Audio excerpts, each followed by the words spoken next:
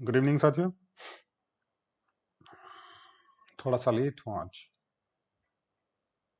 कल से आगे बढ़ते हैं। लास्ट हमने बात की थी नाबार्ड की, NABARD, याद होगा, national bank for agricultural and rural development. 12 जुलाई 1982 को एस्टेब्लिश हुआ। स्थापना हुई इसकी 12 जुलाई 1982 को। और कौन सी कमेटी की सिफारिशों से हुआ? शिवरमन समिति की सिफारिशों से इसकी स्थापना हुई। ये आपने कल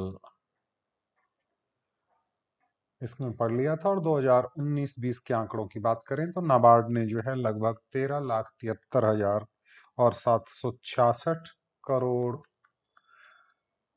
का जो है लोन एग्रीकल्चर सेक्टर में दिया है। अब आगे बात करते हैं। आज एग्रीकल्चरल फाइनेंस की, कृषि वित्त की बात करते हैं कि कहां कहां से वित्त प्राप्त होता है। थोड़ी बहुत बातें आप पढ़ चुके हैं एग्रीकल्चर फाइनेंस।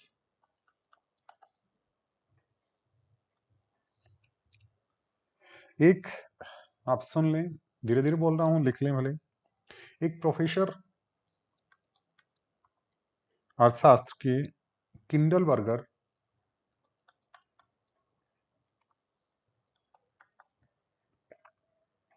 परिभाषाएं आपसे सीधे नहीं पूछी जाएंगी कि परिभाषा लिखिए, क्योंकि आपका पेपर का पैटर्न जो है वो MCQs का होता है। लेकिन आपसे ये परिभाषा देके पूछा जा सकता है कि ये परिभाषा किसकी है। तो कृषि में साख के महत्व को ध्यान में रखते हुए किंडलबर्गर ने कहा कि बढ़ती हुई जनसंख्या के लिए अधिक उत्पादन की आवश्यकता होती है। बढ़ती हुई जनसंख्या के लिए अधिक उत्पादन की आवश्यकता होती है और अधिक उत्पादन के लिए अधिक पूंजी की आवश्यकता होती है। बढ़ती हुई जनसंख्या के लिए किसकी जरूरत पड़ती है? अधिक उत्पादन की है। और अधिक उत्पादन के लिए किसकी जरूरत पड़ेगी? अधिक पूंजी की जरूरत पड़ेगी।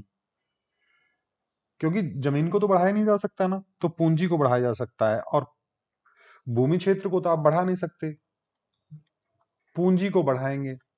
और केवल पूंजी बढ़ाने से काम नहीं चलेगा। पूंजी बढ़ाने के लिए हमें जो है ना, अच्छे किस्म के बीज, खाद आदि का प्रयोग जो है वो करेंगे, तब जाके उत्पादन बढ़ेगा। ये बातें कही किसने? प्रोफेसर किंडलबर्ग ने। किसने कही बेटा? प्रोफेसर किंडलबर्ग ने। कृषि संबंधी आवश्यकता जो है वो किसान की किस तरह से होती है, कैसी होती है? जो फाइनेंशियल इंस्टीट्यूट्स हैं, आपके वित्तीय संस्थाएं हैं, वो किस प्रकार से किसान को साख उपलब्ध करवाती हैं, लोन उपलब्ध करवाती हैं, ऋण उपलब्ध करवाते हैं। सामान्यतः 3 प्रकार के लोन्स जो है वो होते हैं। Number 1, short term credit. Short term credit या अल्पकालीन ऋण, अल्पकालीन साख। अल्पकालीन साख, याद रखना, अल्पकालीन साख मतलब थोड़े समय के लिए साख, और इसकी अवधि 12 महीने तक की होती है। 1 साल तक की अवधि, 1 साल से ऊपर जाते मध्यकालीन साख में आ जाता है। यानी इस तरह के जो साख उपलब्ध करवाए जाते हैं, इसकी अवधि कितने महीने में पैसा वापस देना होता है? 12 महीने तक की। वो 6 महीने की हो सकती है, वो 3 महीने की हो सकती है, वो 12 महीने की हो सकती है। इससे ज्यादा अल्पकालीन साख नहीं होगी। और ये किस लिए दी जाती है? बीज खरीदने के लिए, कि छोटी धनराशि है। 12 महीने के लिए छोटी धनराशि, बीज खरीदने के लिए, खाद आदि खरीदने के लिए, मजदूरी के लिए, है ना, और या फिर कहीं कहीं लगान देने के लिए, इस तरह के किए जाते हैं। दूसरी प्रकार का जो है वो है आपका मीडियम टर्म का या मध्यकालीन साख। मीडियम टर्म क्रेडिट या मध्यकालीन साख, इसकी अवधि इससे थोड़ी सी ज्यादा होगी और इसकी अवधि होती है 12 महीने से लेकर 5 साल तक। 1 वर्ष से लेकर 5 वर्ष तक की, और इसकी अवधि थोड़ी ज्यादा होती है और इसकी सीमा भी थोड़ी ज्यादा होती है। काम थोड़ा सा ज्यादा करवाया जा सकता है। ये सामान्य बीज कुछ 1,000 की बात करें, लेकिन इसमें थोड़ा सा बड़ा खरीदा जा सकता है। छोटे मोटे मेड़ लगवानी है, बाढ़ करनी, पहले बाढ़ करा करता, आजकल बाढ़ कौन तारबंदी वगैरह मान लीजिए, आज के दौर में बात करें तो खेतों में तारबंदी करवाते हैं ना। कोई छोटे मोटे यंत्र खरीदने हैं, कोई आपका मतलब खेत की बुआई का यंत्र है, कटाई का यंत्र है, आपके ट्रैक्टर से रिलेटेड आपका हेरो है, कल्टीवेटर है, इस तरह की चीजें जो हैं वो इसमें खरीदी जा सकती हैं। तो ये हो गया आपका मध्यकालीन साख में 1 वर्ष से लेके 5 वर्ष की अवधि तक का इसमें समय पीरियड होता है। और तीसरा है दीर्घकालीन साख, long term credit. Long term credit या दीर्घकालीन साख, इसकी अवधि 15 से 20 साल के लगभग होती है, 5 साल से ज्यादा होती है। 15 से 20 साल की अवधि होती है, और लंबे समय की अवधि है। इसका मतलब सीधी सी बात है कि धनराशि बड़ी होगी, और धनराशि बड़ी किसके लिए? बड़ी चीजों के लिए। और बड़ी चीजों का मतलब क्या होता है कि जमीन खरीदनी है, साख के पुराने कर्जे चुकाने हैं, ट्रैक्टर खरीदना है। क्योंकि देखिए, उसका यंत्र खरीदना है वो थोड़ा ठीक आएगा, वो मीडियम में आएगा, लेकिन ट्रैक्टर खरीदना है वो किस में आएगा? वो लॉन्ग टर्म में आएगा। या कोई पक्का सुधार करना है, तो ये जो है वो 3 प्रकार के लोन्स, 3 प्रकार के क्रेडिट, 3 प्रकार की साख जो है वो आपकी होती हैं।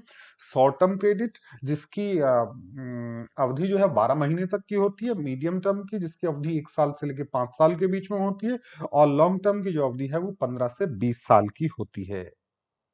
अल्पकालीन वाला बीज खाद वगैरह के लिए उपयोग में किया जाता है। मीडियम जो है वो है आपकी मेड़ बनवानी है, तारबंदी करवानी है, छोटे मोटे यंत्र खरीदने हैं, इस तरह की चीजों के लिए। और दीर्घकालीन साख जो है वो किसके लिए? आपको नया खेत खरीदना है, बड़े यंत्र खरीदने हैं, कोई मुकदमेबाजी है, बड़ी मुकदमेबाजी है किसी इश्यूज को लेके, उससे संबंध में आपको लोन चाहिए, वो भी आ जाता है। अब भाई और बहनों, ये जो साख 3 प्रकार के तो हो गए, लेकिन मिलेगा कहाँ पे ये? कहाँ जाएंगे इसको प्राप्त करने के लिए? यानी सोर्सेज ऑफ एग्रीकल्चर क्रेडिट क्या है, कौन से, कहां से मिलेगा? तो अपनी साख की आवश्यकताओं की पूर्ति के लिए सबसे पहला तो आपके दिमाग में होगा, वो गांव के साहूकार के पास जाता है। गांव के साहूकार के पास जाता है, महाजन के पास जाता है, व्यापारी के पास जाता है। और उसके बाद जब यहां पे उससे बात नहीं बनती, तो कृषि सहकारी साख समितियों के पास जाता है, कोऑपरेटिव सोसाइटीज के पास जाता है, सहकारी समितियों के पास जाता है, भूमि विकास बैंक के पास जाता है। छोटे लोन के लिए वो सहकारी समितियों के पास, छोटे बैंक के पास, या सरकार की अन्य संस्थाओं के पास जाता है। और दीर्घकालीन कृषि साख उसको लेनी है, तो उसके लिए भूमि विकास बैंक के पास जाता है। वो किसके पास जाता है बेटा? भूमि विकास बैंक के पास जाता है। और कृषि साख से तुलनात्मक आंकड़े दिए हुए हैं आपको कि कितनी कौन से सालों में कितने तुलनात्मक आंकड़े हैं, कृषि साख कहां कहां से लिया है। हम 3 प्रकार की संस्थाओं की बात करेंगे।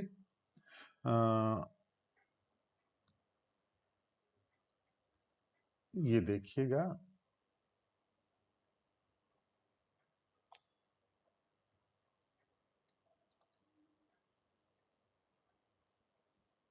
ये देखिए आंकड़े, ये इकोनॉमिक सर्वे 2021-22 के आंकड़े हैं। मैं इसको कुछ एक डेटा मैंने 21-22 के बजाय 22-23 वाले से लिए हैं। ये वाले जो डेटा मैं आपको दिखा रहा हूँ, ये वाले डेटा इसमें देखिए कि भारत में जो है, इस सर्वे के अनुसार, इकोनॉमिक सर्वे का आपको वेबसाइट पे मिल जाएगा, बजट की जो वेबसाइट है वहां पे आप पूरी डिटेल देखना चाहें तो ले सकते हैं। जैसे ये मान लीजिए कि सहकारी समितियों ने 2002-3 में 23,716 क्रेडिट दिया। ये सारे डेटा यहाँ पे लिखा हुआ नहीं है मैंने, लेकिन लिख दिया है यहाँ पे, करोड़ में है। 23,716 करोड़ का लोनिंग जो है वो उपलब्ध करवाया सहकारी समितियों ने 2002-3 में। क्षेत्रीय ग्रामीण बैंक जो है, और डिटेल पढ़ाऊंगा इसकी, क्षेत्रीय ग्रामीण बैंक क्या है, व्यापारिक बैंक कितने कौन कौन से हैं। व्यापारिक बैंक ने 39,774 करोड़ का लोन जो है, यानी कुल मिला के 69,560 करोड़, थोड़ा बहुत ऊपर नीचे हो सकता है क्योंकि ये आंकड़े जो है सर्वे में 21-22 में लिए गए, 22-23 के सर्वे में थोड़ा चेंज इसमें हुआ है। इस 22-23 के सर्वे के अनुसार, मैं 19-20 की छोड़िए, ये पुराना डेटा हो गया, इसके बाद में लेटेस्ट डेटा मैंने यहाँ पे लिखे हैं। सहकारी समितियों ने 1,94,704 करोड़, क्षेत्रीय ग्रामीण बैंक ने 1,90,682 करोड़, और व्यापारिक बैंक ने जो लोन दिया या साख उपलब्ध करवाई वो है 11,90,012 करोड़, लगभग 78%, लगभग 78% या और ज्यादा आप कैलकुलेट कर लेना। ये जो है यानी कुल मिला के इन तीनों ने जो उपलब्ध करवाया वो 15,75,398 करोड़ का साख उपलब्ध करवाया। और अगर 21-22 के जो प्रोविजनल डेटा है, नीचे मैंने पी लिखा हुआ ना, ये आपको अगर नहीं दिखाई दे रहा, थोड़ा सा कटा हुआ है, आपको मैं यहाँ पे लिख देता हूँ, ये है 18,63,363 करोड़। ये टोटल साख उपलब्ध करवाया। 22-23 के प्रोविजनल डेटा है, अलग अलग उपलब्ध नहीं हो पाए हैं, केवल ये उपलब्ध है। टोटल कितना साख जो है वो दिया गया, कितना लोनिंग जो है वो दिया गया। ये कृषि साख के संस्थागत साधन है। संस्थागत साधन का मतलब जानते हैं ना, जो इंस्टीट्यूशनल है, बैंकों के, समितियों से, साहूकार वगैरह इसके अंदर शामिल नहीं होते हैं। ठीक है बेटा।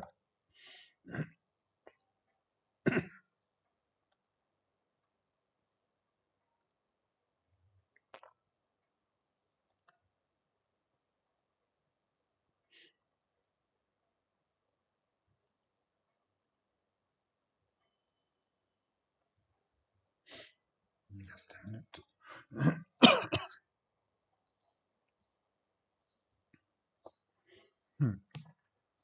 अब बात करते हैं, इसमें जो तालिका थी आपकी, नोट कर लीजिएगा, तालिका से स्पष्ट है कि हमारा जो साख प्राप्त होता है दो प्रकार से, एक तो संस्थागत और एक गैर संस्थागत। संस्थागत में जो है, अभी अभी मैंने आपको बताया, कोऑपरेटिव सोसाइटी और क्षेत्रीय ग्रामीण बैंक और आपकी व्यापारिक बैंक जो है वो आए। और दूसरा जो है गैर संस्थागत में आपके साहूकार, महाजन वगैरह ये। अब सहकारी समितियों की बात करें हम, कोऑपरेटिव सोसाइटी अपने पापा से मम्मी से पूछना, जो भी खेती करते हैं वो सहकारी समिति से कभी लोन लिया होगा, ये महत्वपूर्ण साधन है।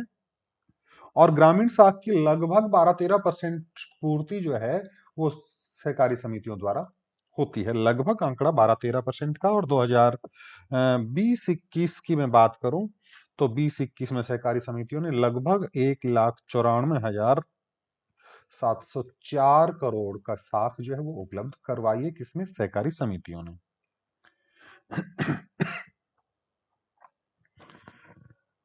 ये अल्पकालीन लोन प्रदान करती हैं, लगभग कृषि सहकारी समितियां अल्पकालीन लोन प्रदान करती हैं।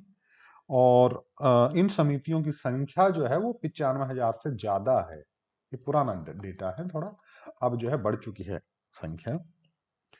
और जिला स्तर पर केंद्रीय सहकारी बैंक इनको सहायता देते हैं। जिला स्तर पर केंद्रीय सहकारी बैंक, केंद्रीय सहकारी बैंक इनको सहायता देते हैं, और राज्य स्तर पर राज्य सहकारी बैंक इनको सहायता देते हैं। अब बात आती है सहकारी समिति के बाद में, आपने बीच में आरआरबी पढ़ा था।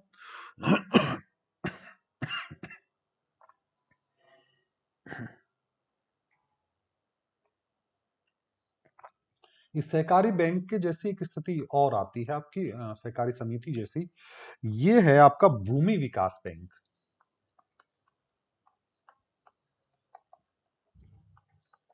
भूमि विकास बैंक या सहकारी कृषि और ग्रामीण विकास बैंक। भूमि विकास बैंक, जैसे हमने कहा सहकारी समितियां अल्पकालीन लोन प्रदान करती हैं और भूमि विकास बैंक जो है वो दीर्घकालीन लोन प्रदान करते हैं। क्या प्रदान करते हैं? दीर्घकालीन ऋण प्रदान करते हैं। और सीधी सी बात है, दीर्घकालीन ऋण जो है 15 से 20 साल के लिए होते हैं। ट्यूबवेल के लिए, ट्रैक्टर के लिए, इसके लिए है। दो प्रकार के बैंक की पाए जाते हैं, प्राथमिक भूमि विकास बैंक और केंद्रीय भूमि विकास बैंक। प्राथमिक और केंद्रीय। अब बात आती है कमर्शियल बैंक की या व्यापारिक बैंक की। ज्यादा डिटेल्स में नहीं जा रहा हूं, जितनी जरूरत है उतना ही है। व्यापारिक बैंक या कमर्शियल बैंक जो हमारे आपके गांव में भी हैं, सुल्ताना में भी हैं, जितने भी हैं ना, स्टेट बैंक है, बैंक ऑफ बड़ौदा है, पीएनबी है, सारे व्यापारिक बैंक हैं। व्यापारिक बैंकों में हमने देखा है कि शुरुआत में 1951, मैं ये मान लूं कि 1969 से पहले 1% से भी कम ये साख देते थे बैंक किसान कृषि के लिए, 1% से भी कम। लेकिन अब हमने देखा था कि लगभग 78% जो है वो लोन कृषि क्षेत्र को व्यापारिक बैंक दे रहे हैं। ये आपने आंकड़ा देखा था कि 11,90,012, 11,90,012, है ना। इतना जो है क्रेडिट उपलब्ध करवाया था व्यापारिक बैंक ने। एक आया था हमारा क्षेत्रीय ग्रामीण बैंक। क्षेत्रीय ग्रामीण बैंक, क्षेत्रीय मतलब regional, regional rural bank, short में लिखा जा सकता है आरआरबी। दिमाग में क्षेत्रीय ग्रामीण बैंक, मरुधर क्षेत्रीय ग्रामीण बैंक होता था। और आपके सुल्ताना में है बड़ौदा राजस्थान क्षेत्रीय ग्रामीण बैंक, ऐसे कुछ है। तो ये जो रीजनल बैंक्स हैं, इनकी अवधारणा जो आई, वो याद रखना, महात्मा गांधी जी के जन्मदिन के अवसर पर इसको चालू किया गया था। यानी डेट आप याद रखना, 2 अक्टूबर, और 1975 को इसकी स्थापना हुई क्षेत्रीय ग्रामीण बैंक की। अच्छा प्रश्न बनता है, क्षेत्रीय ग्रामीण बैंक की स्थापना कब हुई?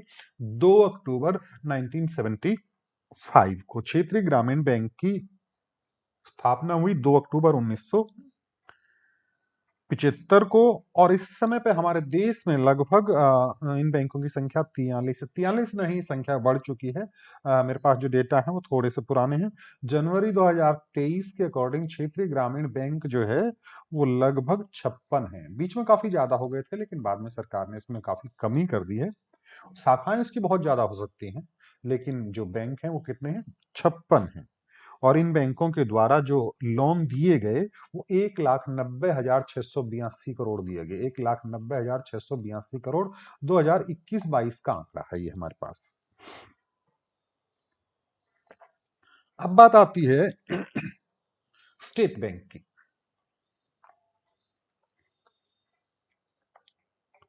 स्टेट बैंक कृषि के क्षेत्र में पहले नहीं था।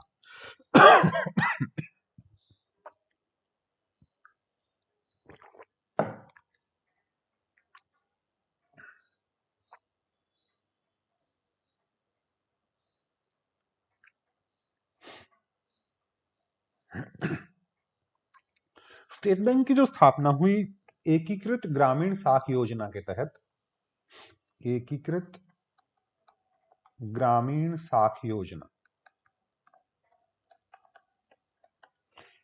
एकीकृत इंटीग्रेटेड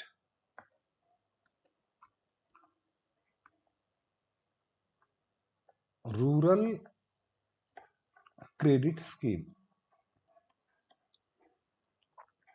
इस साख योजना के तहत 1955 में जो है स्टेट बैंक की स्थापना हुई।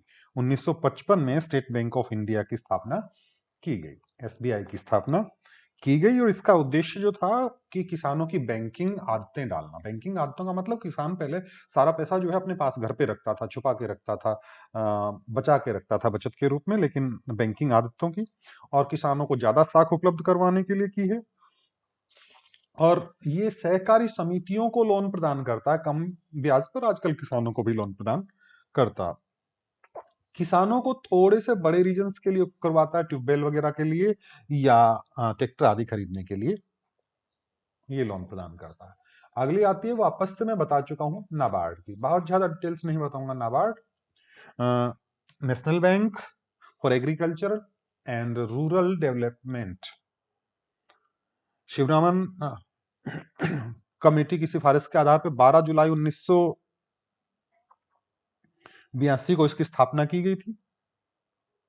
और ये कहा जा सकता है कि कृषि साख के मामले में, एग्रीकल्चरल क्रेडिट के मामले में ये सबसे बड़ा बैंक है, अपेक्ष बैंक है।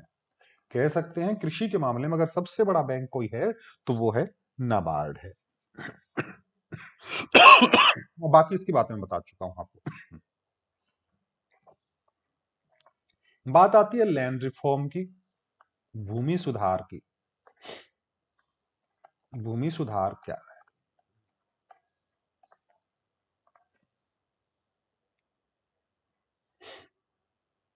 खेती के ढांचे में परिवर्तन किया जाए, उसके सिस्टम में परिवर्तन किया जाए, उसके पैटर्न में चेंज किया जाए, वो भूमि सुधार है। डॉक्टर बीबी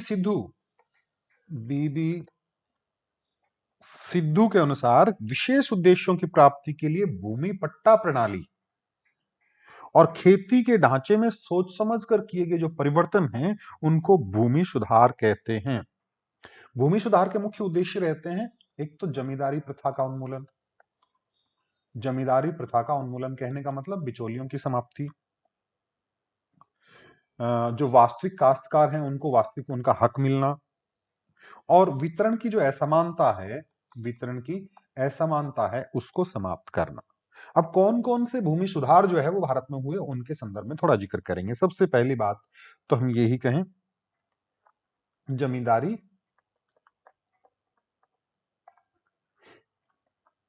अबॉलिशन या जमींदारी उन्मूलन, खत्म कर देना। तो ये जो है जमींदारी प्रथा को खत्म किया गया सरकार के विशेष प्रयासों से, कि बीच में जमींदार होता था वो लगान वसूल करता था।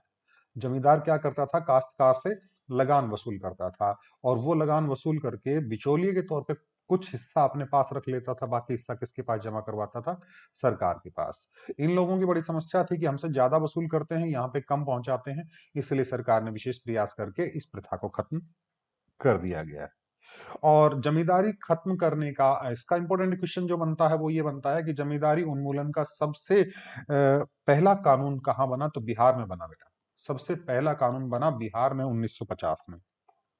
सबसे पहला कानून पास हुआ बिहार में 1950 को जमींदारी उन्मूलन के लिए। उसके बाद में यूपी में भी 1952 में बना, और धीरे धीरे धीरे धीरे सारे स्टेट्स में जो है वो ये लागू हो गया। दूसरी है टेनेसी रिफॉर्म्स, काश्तकारी सुधार।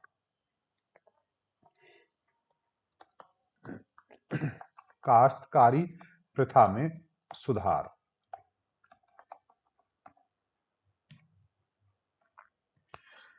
काश्तकारी प्रथा में क्या क्या सुधार किया गया, एक तो जो लगान था उसका सरलीकरण किया गया। लगान की जो धनराशि थी ज्यादा थी, उसकी सीमा निर्धारित कर दी, और कई स्टेट्स में जो है ये कर दिया कि चौथे हिस्से से या पांचवें हिस्से से ज्यादा नहीं लिया जाएगा। काश्तकार जो है वो भूमि का स्वामी होगा, पहले स्वामी नहीं था, वो केवल खेती बोता था। वो भूमि के स्वामी होने से संबंधित बात इसमें की गई। और अगर उसको भूमि छोड़नी पड़ती है, किसी कारण से भूमि छोड़नी पड़ती है, मान लीजिए वहां पे कोई ऐसा सरकारी मान लीजिए रोड निकल रहा है वहां से, और तो उसको भूमि छोड़नी है, तो उसको उचित मुआवजा दिया जाएगा। और विशेष परिस्थितियां हो गई, कभी कई बार अकाल की स्थिति हो गई, सूखे की स्थिति हो गई, तो उस समय पर लिए गए लोन वगैरह जो है वो माफ कर दिए जाते हैं, या ये मान लीजिए कि उनके जो लगान है वो माफ कर दिए जाते हैं। और कई जगह इस तरह के भी हुए कि कुर्की की कार्रवाई है वो भी कम की गई। कुर्की कार्रवाई जानते हो क्या, पहले होता था कुर्की की कार्रवाई, कि जैसे किसी व्यक्ति ने, किसी किसान ने लोन ले रखा है और उसने लोन नहीं चुकाया, तो उसकी जो है पशु, उसका घर, उसका खेत जो है वो नीलाम कर दिया जाता था, और उस नीलामी से प्राप्त पैसे से उस लोन की पूर्ति कर दी जाती थी। तीसरा जो सुधार हुआ वो ये हुआ कि भूमि की उच्चतम सीमा निर्धारित कर दी। भूमि की उच्चतम सीमा निर्धारित कर दी गई कि आप इससे ज्यादा भूमि जो है वो नहीं रख सकते हैं ना। अब तक जो है वो 73.5 लाख भूमि को आधिक्य घोषित कर दिया गया। 73.5 लाख हेक्टेयर भूमि का आधिक्य घोषित कर दिया।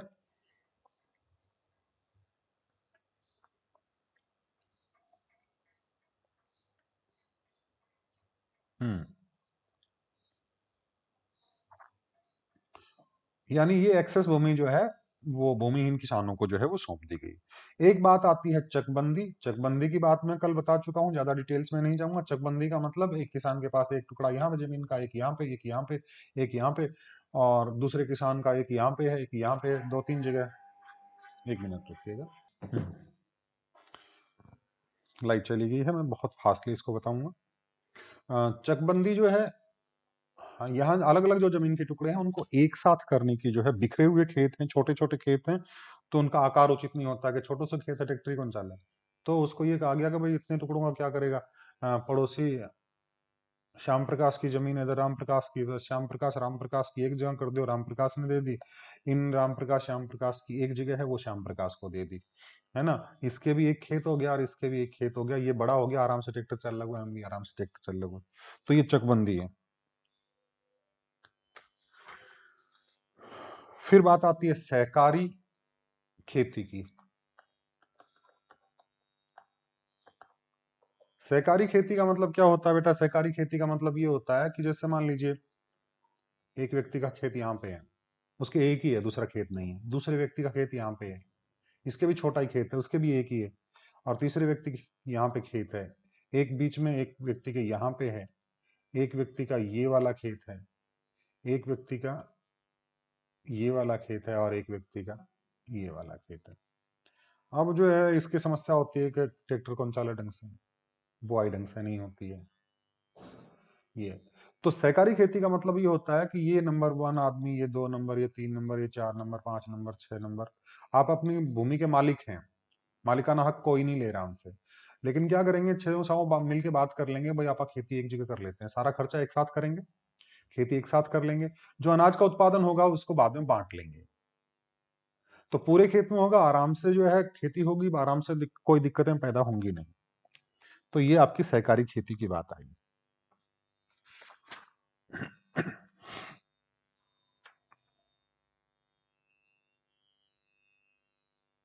जस्ट मिनट, वैसे तो काम नहीं चलेगा कोई लाइट के बिना।